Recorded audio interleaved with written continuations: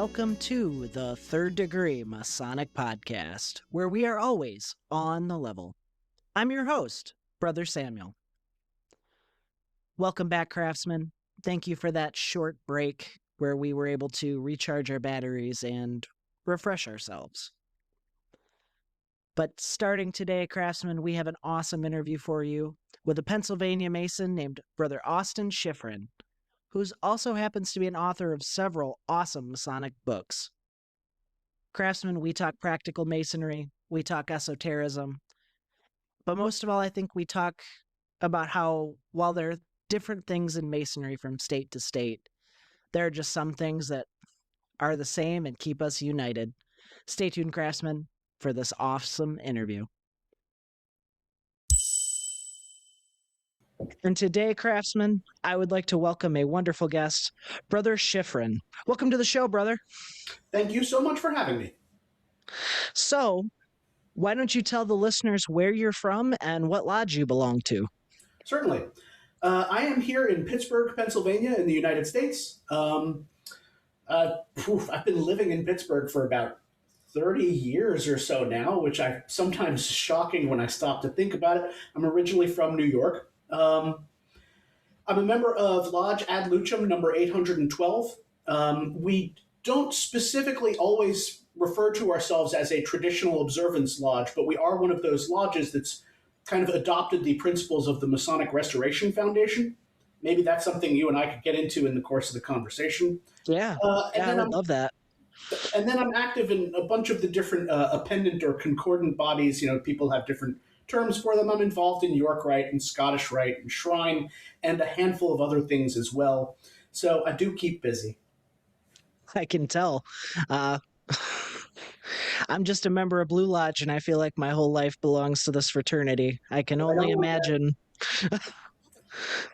I think it's a little bit of a balancing act, but I certainly know fellows who are quote unquote only involved in Blue Lodge, but they both get a ton out of it and still find ways to put a ton into it. So I sometimes think that notion of saying I just belong to Craft Lodge is sort of a misnomer, but I understand what you mean by it for sure. Yeah, I have always I've been a part of Scottish Rite, and I was a part of chapter council here in Ohio for a little while, but just took up too much time with my work schedule, and so my Blue Lodge called and said they needed help, and I said, oh boy, I'm into it. So here we are. You had the right response. You said, here I am. What can I do? Yeah, I even jumped out of line to become the treasurer. So nice. I was on my way to be master in 2029, and we needed a treasurer, and I was like, well, I'm not going anywhere, and I'm pretty good with numbers, so here we go. It's so interesting because there's a lot of different opportunities to serve a lodge. You have these offices that's part of the grand old tradition of Freemasonry, and each of them have different roles, particularly in the ritual. But when you stop and think about some of the other practical aspects, a lodge needs a secretary and needs a treasurer for reasons that are overlapping with, but not exclusive to, what those people do ritually. They just have this other practical application. Then some lodges do fundraisers, or some lodges are involved in community service. And there are all these different ways that a person can contribute and strengthen and enrich their lodge that may or may not have anything to do with having a formal title or being an elected or appointed officer. Yeah, no, I absolutely agree with you. We have a lot of guys here at our lodge. I belong to Genoa number 433. It's kind of near Toledo, in a way, just outside of Toledo, Ohio. And we have a large group of guys that are. We got the guy that does not want to be an officer, but if you need the building painted, call him. He'll show up. We got the guy that when the furnace is busted, he'll show up and fix the furnace, but I don't think he sat in a tiled lodge in forever. A guy who knows how to fix a furnace, I shouldn't place too many judgment values, but is at least as important as a guy who knows how to be, Tyler. I mean, you need a furnace guy. I don't know. I don't want to overreach. I'm just saying. I no, I think you and I agree with you, brother. So, what is it like to be a Mason out of Pittsburgh, if you don't mind me asking? I have never gotten to visit. The closest I've ever had is I've been to Harrisburg, I've been to Hershey, and I've been to Gettysburg, but I did not make it to. We never quite made it to Pittsburgh. I get you. You know, I think it's a little bit difficult for me to state only because I don't have a basis for comparison. I haven't gotten to be a member resident someplace else. What I can say is I'm always pretty grateful that Pennsylvania is Masonically a very active state overall. Um, I've traveled a little bit. I've gotten to visit lodges in West Virginia, Virginia, Ohio, New York. Um, but in particular, I've also gotten to go to some of these functions like Masonic Week that takes place just outside of DC, and you get to meet brethren from all over the US and elsewhere in the world, and it gives you a little bit more of a framework and a basis for comparison. And also, having looked at some membership statistics, something that I understand is that Pennsylvania, California, and Texas per capita have a lot of Freemasons. And so, what it means to me is that not only do I belong to a pretty lively lodge, and that these appendant bodies that I belong to, even with the same declining membership numbers that everybody is facing everywhere, relatively speaking, are pretty hardy. But also, it means that if I travel elsewhere in PA or if I go to a Grand Lodge function, you're seeing this vibrancy, the kind of grandeur that comes from still having those membership numbers and that percentage of participation. So I kind of dig being a Pennsylvania Mason, and Pittsburgh, there is a pretty strong hub of activity. There's like strong hub in Pittsburgh, a strong hub in Philly, and then center of the state. Some of those I won't diss the Harrisburg guys. Like some of those Harrisburg and center of the state guys have some pretty strong stuff going on as well. So it's fun being where I'm at. If you'll excuse the murdering of grammar right there. No, I agree with you there. We actually got to visit Gettysburg Lodge when I was visiting.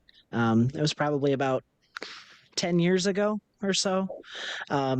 We had just randomly decided that we were going to, while we were visiting Gettysburg to visit the battlefield, and we were like, well, there's 4 of us here that are Masons. Let's go check it out. Let's see if they have a meeting. So we reached out. We were young Masons, all of us, maybe only in for a year or two. So we didn't quite know the protocol. And they were like, yeah, come on up, have dinner. So we went up there, we had dinner. I didn't realize that we kind of had to have our secretaries reach out and talk to them. But they they pulled me off into a room and they grilled me for about 15 minutes and, where's your dues card, whatever. And then after the grilling and the 3rd degree, if you catch my drift, they were like, come on in. But it's definitely one of my favorite travels I've ever had. The hospitality from those guys was just second to none. So if Pittsburgh is just even a sliver of what that was, I can only imagine you have a heck of a time when you go to lodge. I really appreciate your telling that story. Oh, hang on. I hope I didn't just change some kind of setting or something. Mm. Okay. I appreciate you telling that story, and I can reflect that I've had similar travel experiences elsewhere out of state as well. And I would never officially advocate that you should do something like outside of the recommended channels where you're supposed to contact your secretary and have them contact your Grand Lodge, and then they contact the other Grand Lodge, and the Grand Lodge contacts that secretary. I understand that official channels should always be followed. I will say that outside of that, in a pinch, I have traveled where the screening process was a touch more casual, and I'm only trying to say that often one of the few competitive aspects in Freemasonry is people striving to show the greatest level of hospitality they possibly can. So, aside from the fact that naturally brethren want to make sure that they are not accidentally admitting somebody who is inappropriate and or profane as the expression goes. But for the most part, they would like to make you feel as welcome as possible. And so that they will extend you that courtesy to the greatest level they possibly can. Yeah, and I completely understood after the fact sitting down. I'm like, this is Gettysburg. They have to have a lot of guys that just try to walk in the door. You know what I'm saying? Like they Yeah, look something up on Google. So I was like, I would probably be very suspicious as well. So it was a great time. I'm so happy we got to go. And I can only, it was really nice to see the differences between our states. We're so close to each other, but there's so many differences that it's just interesting to see how masonry can be different just one state over. that And is it's that not is one of majorly the different, but that is it's one of enough the great different. joys of traveling Masonically. So one of my Ohio experiences was with East Liverpool and the annual Blacklight Night. Or I don't know if they absolutely do it every year, but when they do that third degree under the blacklight with the full costumes and everything, and they get brethren from all over the East Coast and some Canadian visitors. And it is intriguing to see the similarities and the differences. I'd say the same for the Blue Lodges that I've visited in New York. I visited actually. I didn't wasn't necessarily a featured speaker, but I did get to sit in on a state of meeting in a lodge in Arizona, and they had their secretary and their treasurer sit on opposite sides of the room from where I'm accustomed to seeing them. And some other like nifty differences in ritual that I observed. And I don't know whether I'm supposed to divulge in a podcast, but overall, it was intriguing, the similarities and the differences. Yeah, and it's something that you're only going to see if you travel. I mean, we can talk about it here all day, but it's just another reason why the listeners for this show and any podcast listener really does need to take the time to go out. Not only do they need to study, but they need to go out and travel and visit and learn from other lodges and other brothers, because you're only going to learn the best way to do things by seeing how other people do it. Back when I was a kid, we referred to it as experiential education. I like that. So, brother, what is it that brought you into masonry? How did Well, you find it? Or did it find you? it's a little from column A and a little from column B. This is a story that some friends of mine and brothers have already heard in the past, but I will telegraph it to you as efficiently as I'm capable. My grandfather was a member. Um, and when I was in high school, I became interested in some more esoteric subjects. And I became aware that he had been involved with Freemasonry, and I approached him and he said, well, fundamentally, Freemasonry is a fraternity. You're about to go away to college. Why don't you see what fraternities are like? And if this is something that interests you, then we should really discuss it more. And I said, okay. But I think when he made that statement, he might not have understood how much fraternities on the U.S. college campus had changed in the 60 years since he'd been in college. So I went away to school. I experienced some of the Greek letter organizations on campus. I had a lot of fun, but I didn't find something in them that was profound and I was like, I don't know whether this is something I would necessarily, feel like doing for the rest of my life. So the further conversation with my grandfather never really happened. But fast forward, I don't know, 5, 10 years, I ended up relocating to stay in Pittsburgh, and I had put down roots and was living in a neighborhood in the South Side. That's a neighborhood of town where there's a bunch of nightlife. So there's a lot of clubs, a lot of rock shows. So there were always flyers and posters hanging everywhere. Now I had a friend who owned a delicatessen in the South Side neighborhood. And I was accustomed to walking past his place of business and seeing all these flyers and stuff in the window. But one day I'm walking past and I see a pretty unusual looking poster. And it says, come out to this social and come hang out with us, and we're going to have hoagies, and we're going to watch the Pro Bowl football game and shoot some pool. And I saw the logos underneath that said that it was sponsored by 4 or 5 different Masonic bodies. I knew enough just to recognize those symbols, and I was like, what is this all about? So I walked into the deli, and I found my friend Eric, and I said, what is this flyer about in your window? And he said, oh, I'm so glad you asked. He said, I've been a member of the Masons for about 5 years now, and it's something I really care about, and I've gotten very involved in, so I'm helping them hold this open house. And I explained to him that when I was younger, I had had this conversation with my grandfather, but I felt like we maybe had some crossed wires, and that perhaps there was a part of the picture that I was missing. And he said, well, why don't you come out to this event, meet some of the guys, hang out, and if you enjoy it, then it's obviously something that we should discuss further. So fast forward to the day of this event, and I'm walking up to the venue, and I'm like not sure what I should be expecting. And I'm like, is this going to be like a smoky secret backroom deals with guys smoking big cigars and running the world or some jazz? And I get in there, and I was like, oh, this is just a bunch of really nice people. And the interesting thing about it, though, is that how many different types of people were there. So there were guys who were like attorneys and college professors, and there were guys who like worked on utility lines and were like appliance repairmen. And I was like, oh, it's this broad cross section of society, but what they have in common is they're all like good people. So I came up to my buddy Eric after that, and I was like, yeah, this is something I'd like to be a part of. And he's like, oh, good. Yada, yada, yada. Now I've been a member for 20 years. He was begging for someone to ask, and he was really happy it was you. And I have this lived experience where I have been on the other end of that conversation, and it's very uplifting.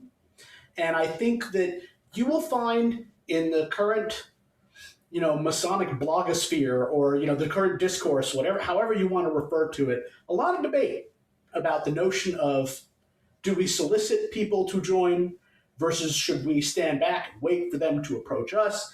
And I think there's decent, sensible arguments to be made on both sides. But regardless of how you wind up at that conclusion, when you do become somebody's introduction and entree into this experience that you love so much, it feels so good.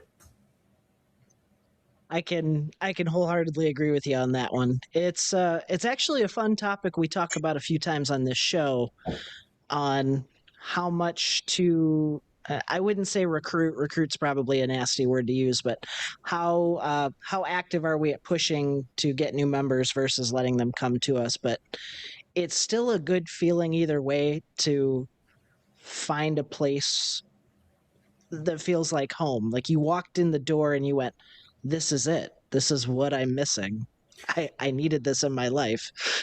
Surely there's a lot of different ways to look at this question, but among those, when you stop and think about how grateful you are to the guy who made this possible for you, you might very well conclude and say to yourself, shouldn't I make that possible for somebody else? Call me crazy. Right. Yeah, and it's is there really any harm in telling someone that is a very upstanding person that you'd make a good Mason?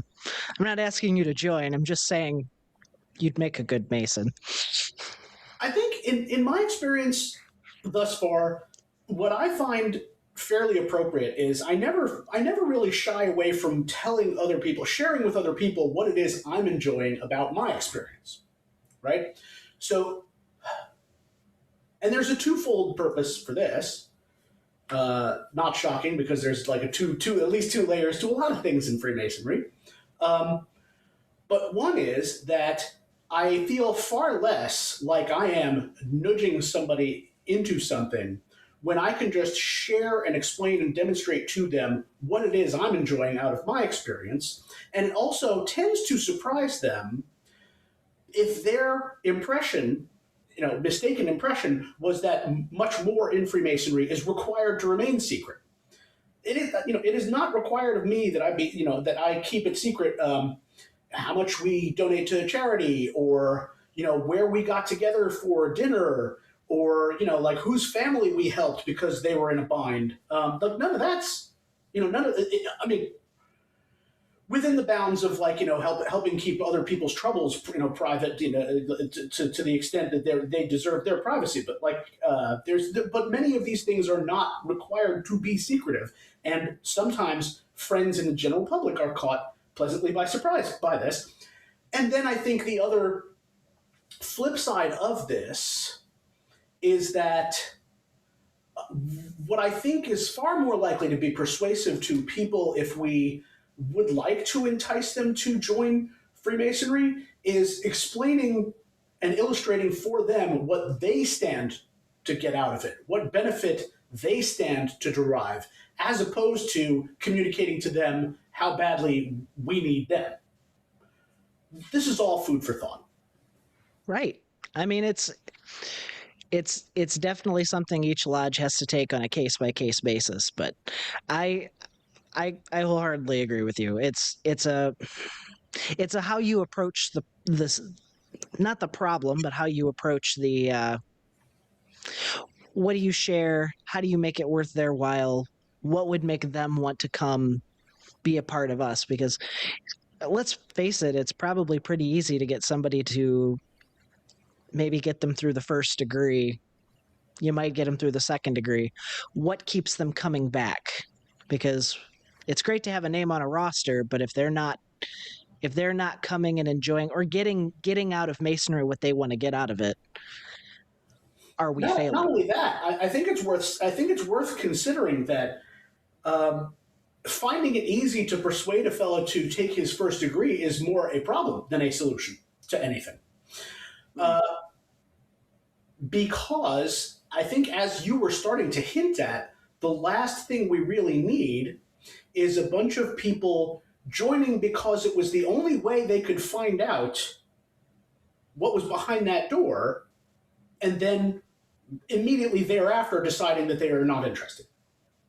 Right. That is why, in fact, it behooves us to be more public, to give people, to the extent it is possible, within the bounds of appropriate secrecy, to give people a clearer idea of what the life is, so that they don't feel like they have to join just to find out. Yeah, I always tell people I can tell you that I can tell you that I'm a Mason. I can tell you the events we have coming up, the charitable works that we do. I can tell you what our gist of what we're about is, what our grand scheme of, our grand plan is, brotherly Yep. love, relief, and truth for, the grand scheme of those words. But I just can't tell you how to pass yourself off as a Mason, and why would I want to? But not Why, only that, why would I? not only can I tell you what we do and what we have, but I can tell you how I feel about it. And that's Yes. the thing that's going to be more compelling to people than almost anything else. So it's like, I don't need to tell you about my lapel pin collection. What I need to Right. tell you is that, like once or twice a month, when I get to see these guys, my heart immediately picks up. Like I've got a smile on my face, and I'm looking forward to catching up with them, finding out what's happening in their lives, like, and going to lodge and learning something. Going to lodge and having my mind expanded and maybe picking up on something that I had never thought of before. So, like, I'm there having a mentally stimulating experience, something that we don't get everywhere in life. So, something that I can relish. Really, something stimulating, like, academically and mentally and cerebrally challenging that I can sink my teeth into, and you don't get that everywhere today. 100% agree with you there, brother. So, based off the things that you're telling me, and also based off of what I know, you kind of have an educator position in Freemasonry. You're actually a published author, are you not? Yes, but I should say I chose that path. I can't I can't claim that people were begging me to come be this thing. I kind of transformed somehow into this thing. Let me clarify, because I'm being unnecessarily vague. You're good. When I got involved in Craft Lodge, one of the first appendant bodies that I also became active in, because my friend Eric was also passionate about it, was the Scottish Rite. And whether this was smart or not, I was also on the officer line in my Craft Lodge and in our Scottish Rite Valley at the same time. In the Scottish Rite Valley of Pittsburgh, when you serve as a presiding officer, one of our expectations and requirements is that you write for our magazine. Oh, So now I enjoyed writing when I was younger, but I had kind of put that aside for a long time.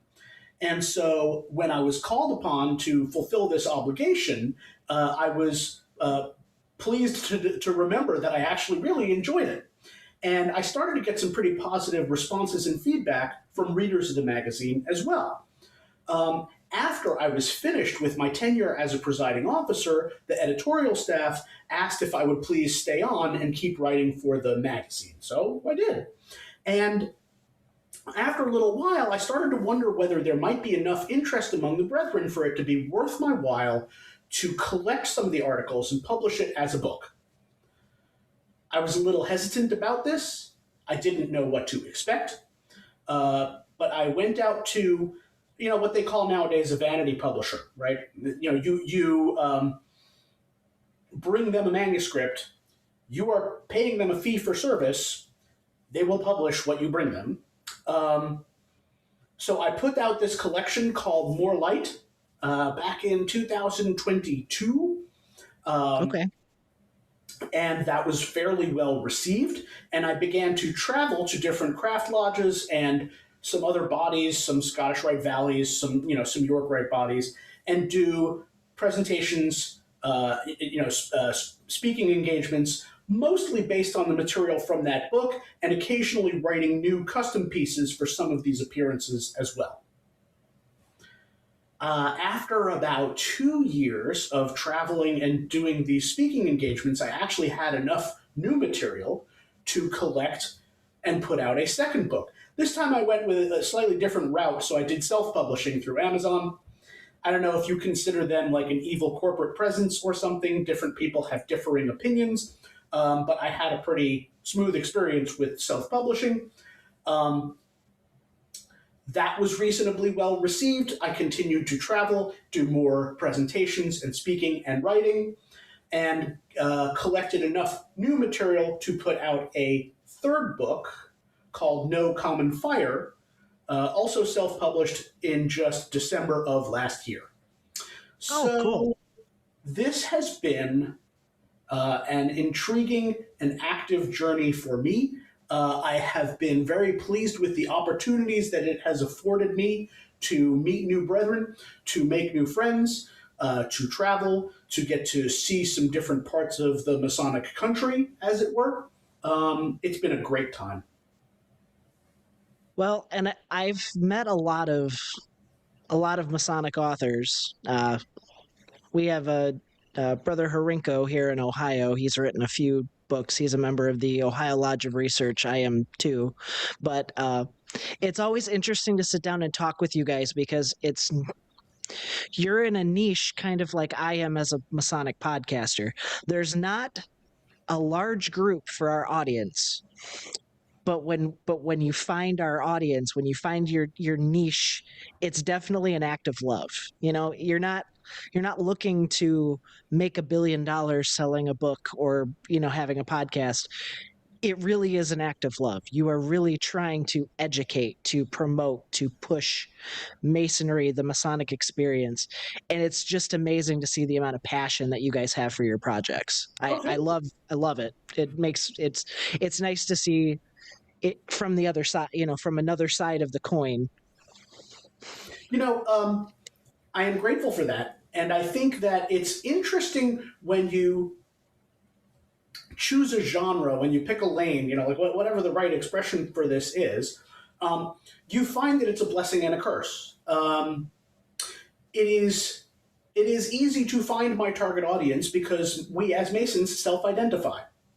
So I can go out on social media and find fellow Masons and put something out in front of them and say, is this something that intrigues you? And that's, for me, that's a comfortable conversation. By the same token, there's a lot I've been thinking about the past couple of years, and we may come back to this topic at some point in this conversation, depending on your time limits and stuff. But I also think that Freemasons ought not to spend all of their time and energy talking about Freemasonry. So there may be a time and a place for me to pivot and be trying to accomplish two more things: bringing messages to Masons that are not only about Freemasonry, and also bringing messages to a whole new subdivision of humans. Interesting. Well, So, you go you're ahead. good. No, You go. please go ahead. No, you go. I was gonna say, so with your latest book, I have not picked it up, but I currently have it on my Amazon thing. I will be picking up your latest one. What is this latest book about? Is it something that you have to read your other works to understand? And what is it that made you want to put this out into the world? Thank you for asking. So the first thing I can tell you is that no, you don't need to pick up any one of these books to enjoy any other one of these books. None of the work has been very serial in that way. Like I think the biggest distinction between them, if anything, is that the first book, because about 2/3 of it is a collection of articles that were originally written for the magazine. Every section or chapter of it is a relatively quick read. I had a word count that I was targeting for every single one of these articles. So each of these sections, each of these papers is about 1,000 words, which means, depending on how fast a reader you are, you're going to finish each of these in roughly 10 minutes or so. And that being the case, frankly, one of the pieces of feedback I've gotten from a lot of folks is that they enjoyed picking up that first title, More Light, because it gave them sort of a sense of accomplishment.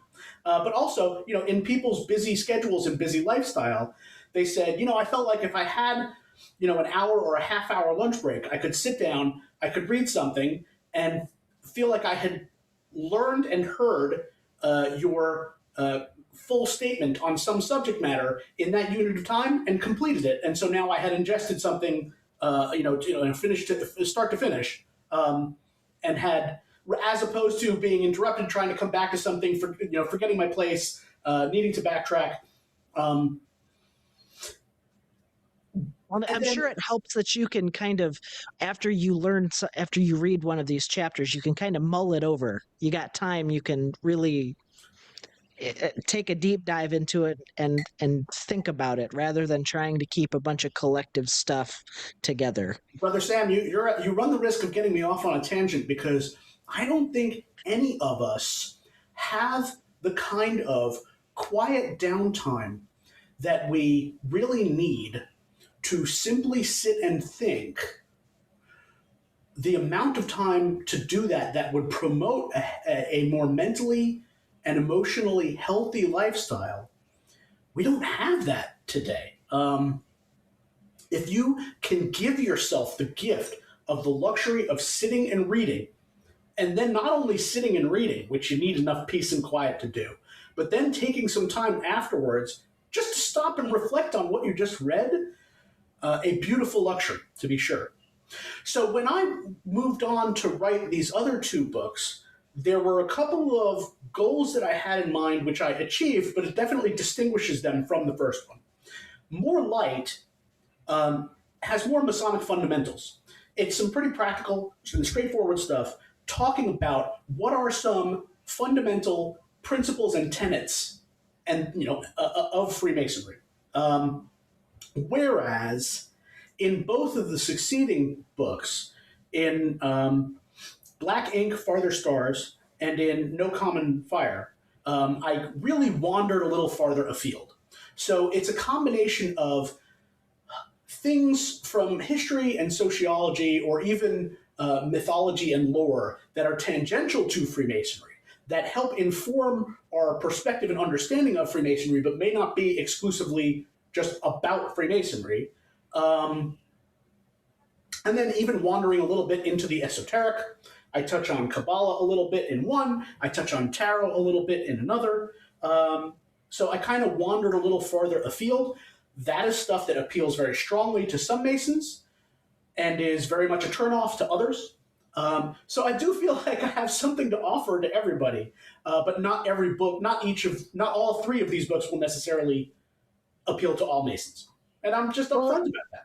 Yeah, it's really good to have, one, to be upfront about that, and two, to have that little bit of variety. I mean, you understand that not every Mason's into the esotericism, which is fine. I mean, and then you got guys who are really into it that I'm going to be honest with you, I'm somewhere in between. Yeah. I can follow to a point, and then usually I just kind of am like, you lost me. But hey, cool. I saw I'm you glad starting to do the smile and nod. Yeah, like, oh. I've learned my lessons well.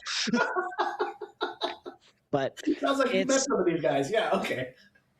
But it's definitely, the more I learn about some of the esoteric ideas and how they might not necessarily be straight Masonic, they all kind of go together in a way. It's like they're running in a parallel direction. There's not, sometimes maybe they cross, but I feel like a lot of times it's interesting food for thought. And there's a guy in my lodge who is very deeply into it. I mean, we have to cut him off because he'll do an education, and it's just kind of a like, hey man, we still got to get to the bills.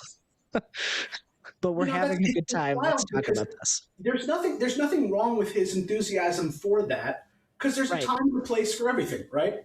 So like, I'm not there to tell him what he should do, but he now has a calling, right? So it might be time for him to, put that bindle stick like over his shoulder and set out on the road and like find his fellow nerds, right? I've said this, like, I love it when I walk into a lodge and I find my nerds. I'm like, these are my people. And he needs my people. He has this, my people. He has this opportunity now to find the folks who are going to catch fire when they hear him. They're going to be like, ooh, that's the stuff. And, that's a level of connection that we're really all looking for. Like, aren't we? Absolutely. And it's funny because you can always find those guys. They're usually the guys all sitting together after the meeting, and you walk past and you do not understand a word of what they're saying. You're like, the meeting okay, after the meeting. We call that Green Lodge here in Ohio. Green Lodge. Yeah, usually it means we're going to the bar and you're spending money, but it could go either way on that. This is an expression I have not heard before. I see. This is now an educational experience for me. Yeah, we that or sometimes they'll go and the guys will get cigars or something after a meeting. They call that going to Green Lodge. You fix all of the lodge's problems at Green Lodge. Oh yeah, solve the problems of the world, right? Yeah, exactly. We figured it all out. It's like being in a car traveling with somebody. You'll fix all the Masonic problems in the world on a car ride going to wherever you're going.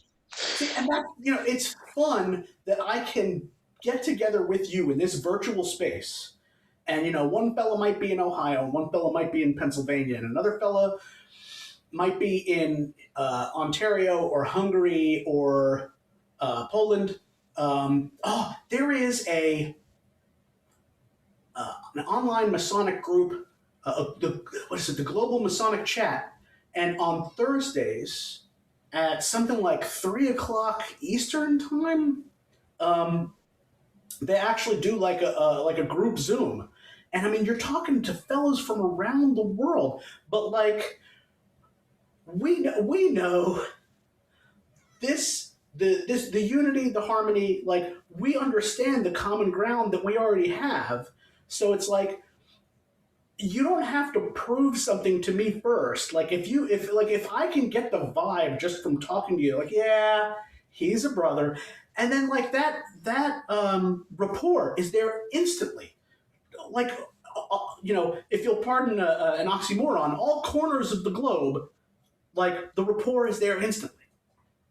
Oh yeah, I our past Grand Master once referred to Masonry. He said some people are in it to look for the deep dive into Masonry and find the answers to the universe.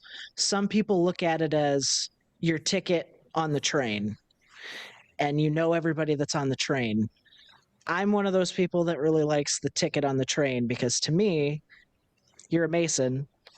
I don't have to pretend to be something I'm not with you. I know what you're about. You know what I'm about. There is nothing, my guard is instantly relaxed. Whereas mostly with strangers, I'm pretty hesitant. I'm not exactly the most social human being on the planet, but talking about masonry, talking with another brother, I wake up. I'm alive. So I really do enjoy that connection. A Mason I really, really look up to, his name's Chad Kapinski. He calls it Sure, meaningful connections. he's the dude. I was trying to think of something. You were talking earlier about like just like intellectual circles. When you run into other authors, and I knew I was trying to remember something, and I couldn't think of the name of it. It's on the tip of my tongue. The Schofield Society. Yep. Yep. Some I'm hard-working almost dudes done with right here. mine. Oh, are Yeah. you? Yep. Almost done. This is actually my masterpiece. The whole podcast? Yep. I Nice. am I am chronicling the history of masonry and archiving it for the future. Nice. So, yeah, that is definitely a really cool program. At least here in Ohio, I know there's some other states that are thinking about implementing it too. Um, but you were talking earlier about a program that you're involved in at the beginning. I can't think of what it is because my short term memory is like a That's goldfish. okay. I'm involved in a bunch of different stuff. I think I was probably talking with you about the Masonic Restoration Foundation. That's Um, it. Yep. right? So there are some lodges in a few places around the U.S. that are loosely in contact with each other through a central hub that is this organization called the Masonic Restoration Foundation. And they're not looking to rock the boat. These lodges are perfectly regular and in tune with the grand lodges of their corresponding states.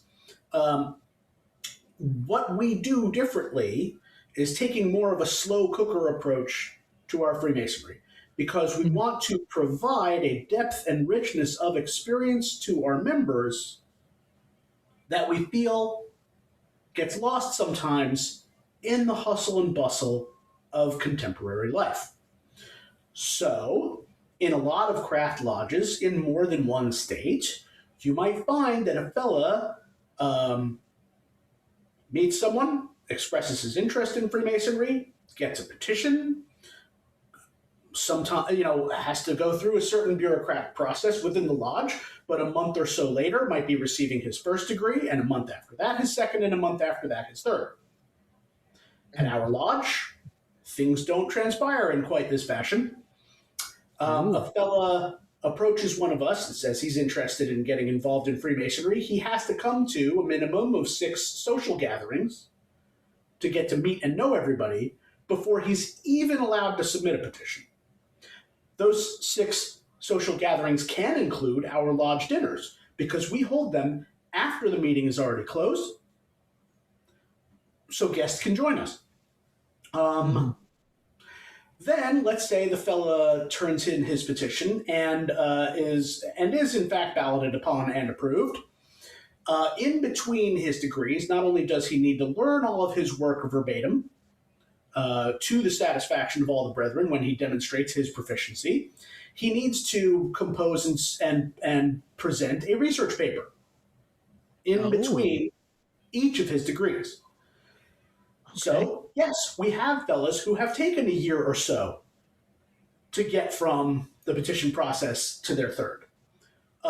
But by the time they come through that process, they have a breadth and depth of understanding of Freemasonry that candidates elsewhere sometimes do not have, and an appreciation for what they have attained because it was not easy. The the Masonic experience should not be rushed. It should be truly enjoyed. It's not the. It really kind of is. It's the journey, not the destination, kind of thing. At least in my And opinion. there's also more layers to this because the thing that I was commenting on is not only do we provide an inferior experience to the recipient when we rush this, but I think that we also fail to recognize how we have then not created a Mason who's been handed the tools to contribute as meaningfully to the work as he could. So let's bear that in mind. Yeah. I Now, mean, it's just nice to know that there's a like-minded thought to that out there. oh, for sure. Look, at the risk of turning this into a commercial for the Masonic Restoration Foundation, what I'm going to do is when you and I are done Mm, talking, I will share you a link. If you want to share it with your listeners via some means, then please, by all means, feel free. You can also look into it sure, for yourself, see if some of the concepts appeal to you, etc., etc., etc.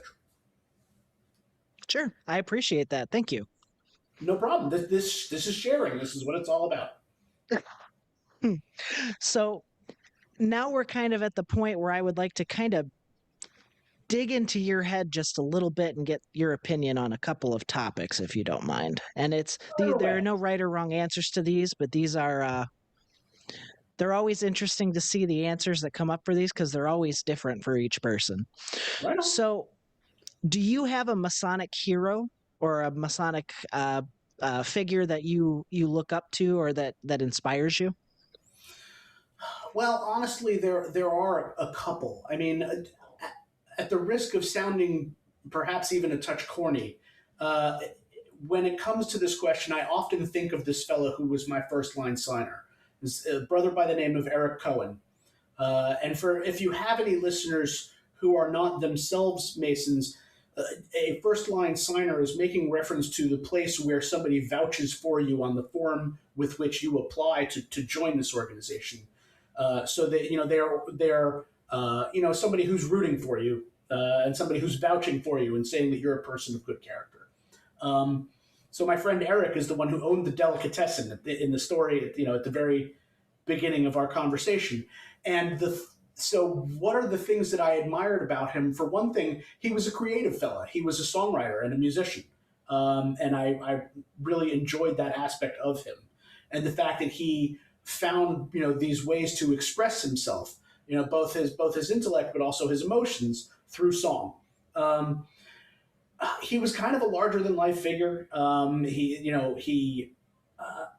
but then also, in addition to that, he was intellectually voracious. So he wanted to pursue all of these different Masonic bodies because he wanted to plumb them for their depths. What are the lessons that these different groups have to deliver? That's what he was pursuing. He was pursuing um, more light, as it were. Right? He wanted to learn everything there possibly could be to learn. As a matter of fact, so it's unfortunate, but we lost him a few years ago now. He passed on as a result of colon cancer.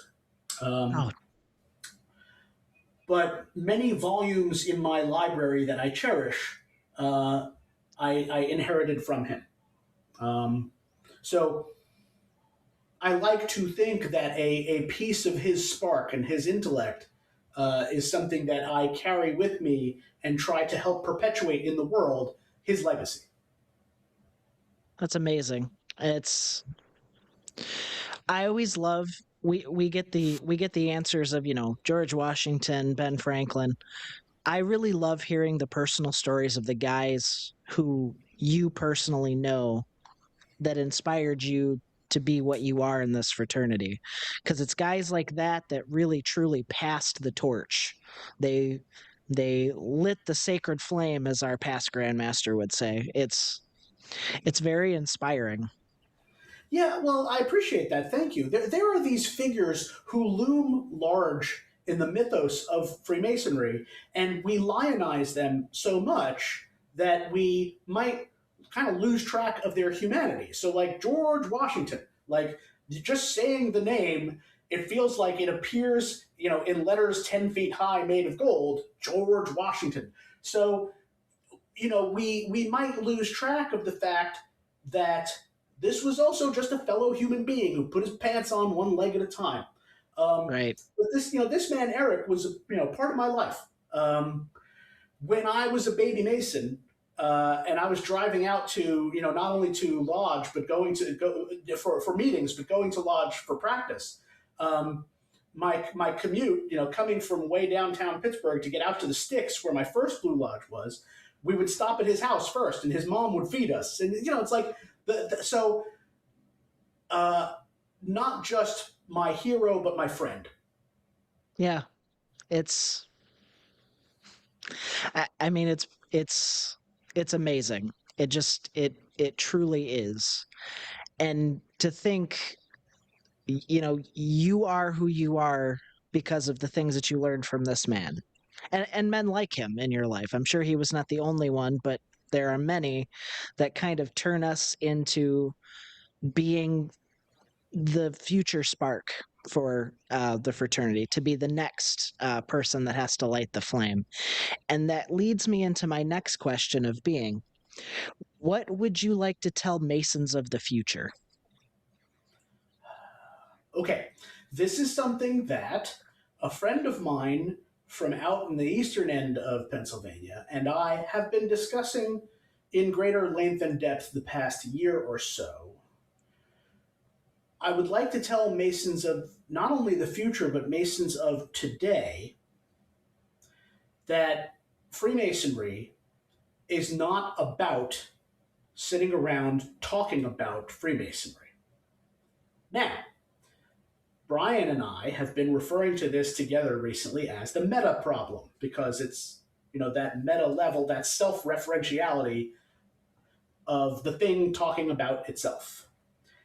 Ironically, I cannot talk about this problem without contributing to the problem because I am Right, sitting here talking about Freemasonry.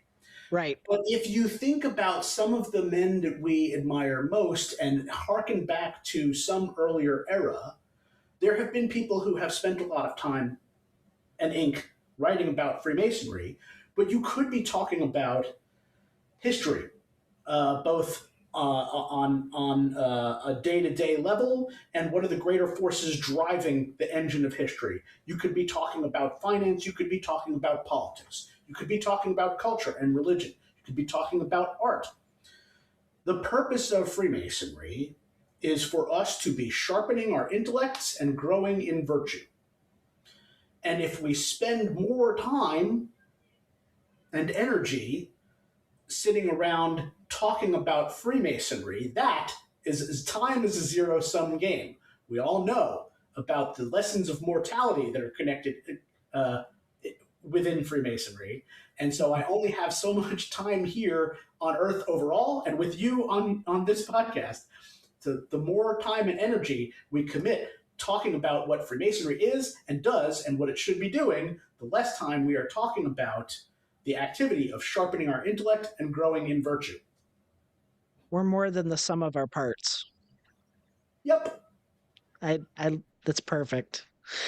uh so my last major question for you is, what would you like your legacy to be in Freemasonry? Oh, that's easier only because I've been thinking about it more recently. And what I want to do is inspire and mobilize other people to the level of activity that I am at. Um, I do not believe that I distinguish myself and am only have value or am special because I am an author. I would like to accidentally spawn a generation of authors. I want to stir up enough brothers that this becomes a movement. So I'm working on it. I got some Hey, little baby ideas that are in the incubator. Who knows? By the time this podcast reaches people's ears, the babies may be hatching. We shall see. But I have a feeling it's going to be big. I love it. Where can my listeners find your works? Where can they find your books? Well, there's three different ways to do that, right? The most direct way is on Amazon. So all three of the books are available through Amazon. You can look me up by name. I imagine the spelling of my name will be accompanying the episode of the podcast. Of Perhaps course, you can also include links. That's also okay. I could do that. So that's way number one. Way number two is I have a individual website for myself as an author, and I think it's just austinshifrin.com. I almost feel like I better look it up right now just to make sure. And they can also find you on Facebook, correct? Yes, you stole my thunder. That is the third way. Yep. That's how I actually, when you emailed me, I've been following you for a while. I hadn't read anything yet. You were on my list of people. I try to pick one Masonic book every couple of months and try to work on that. And I was like, I know that name. I recognize that name. I am that guy. So the social media thing is a whole other weird universe to get into. The bottom line is that it also becomes its own kind of draw on your time and your effort and your energy. And trying to make sure that I am leveraging that tool the best I possibly can to stay in front of people while also not letting it drain me too much. That's an interesting line to walk. But I get you there because it's one thing to learn. I can do this all day. I had no idea how to market anything before I started doing this show. Yeah. And I'm sure you had to learn the same thing. You're like, how do I do this? There's got to be an easier way. But I do feel like I found it. Well, the thing is, I don't spend all of my time on social media talking about my books. And I find that I have managed to make a way, carve a way for myself to leverage the constant drive of generating content for social media as, in fact, a regimen for myself to explore and study more subject matter, so I have something interesting and of value to share with other people. And that does seem to have garnered some folks' attention, so that's pretty cool. Awesome. And it's you did check on that website. That is the correct website, right? Yep, it's just austinshifrin.com. So perfect. I will send you links for, you already know where to find me on the Facebook, and you know where to find me on the Amazon, but I'm going to send you a link to the Masonic Restoration Foundation and my own website as soon as we are concluded with our conversation. Sounds great. Well, brother, I really appreciate you coming on the show. I have really had it's been an awesome conversation. I know we kind of ran the gambit on topics, and I would love if in the future, if maybe you would like to jump on with a topic and you and I can dive into a topic and we can just tear it apart. Brother Sam, it would be my pleasure. Perfect, brother. Well, thank you so much for your time, and I look forward to checking out your book. Thank you. I hope you enjoy it, and I hope it sparks some thoughts. I suspect we'll be having a lot more conversation about it in the future. Perfect. Well, thank you, Craftsman, for joining us today on the Third Degree Masonic Podcast. We hope you enjoyed it, and we'd like to once again say thank you to Brother Austin Shifrin for coming on the show and sharing his wisdom. Craftsman, if you or someone you know would like to be on the show, please reach out to us. We would love to hear from you. As always, Craftsman, keep your working tools in order and always be on the level. Thank you.